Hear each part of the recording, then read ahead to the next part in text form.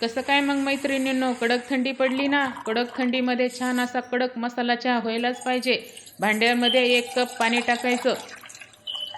2 cup चहा करायचा असेल तर 1 कप पाणी टाकायचं. घरातलेच मसाले लागतात. काळी मिरी, दालचिनी आणि लवंग, बारीक करून अद्रक टाकायचा. मिक्स करून घ्यायचं. सर्व मसाल्याचं आहे ना चहामध्ये असा स्वाद उतरला पाहिजे. 1 चमचा चहा पावडर टाकायचा. 1 चमचा चहा पावडर टाकल्यानंतर 2 कपासाठी 2 चमचे साखर टाकायचे. मस्त असा हा कडक मसाला चहा थंडीमध्ये प्यायला खूप छान लागतो बरं का. 2 चमचे साखर टाकून व्यवस्थित चहा उकळून घ्यायचा अगोदर. आणि चहा व्यवस्थित उकळल्यानंतरच दूध टाकायचं आहे. बघा चहा किती छान उकळलेला आहे. आता टाकूया दूध.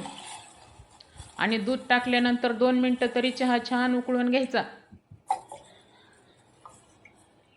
दूध टाकलेले आहे. आता टाकूया 2 विलायची फोडून. विलायची मसाल्यांमध्ये जर टाकली ना तर त्याचा स्वाद छान येतो बरं का चहाला.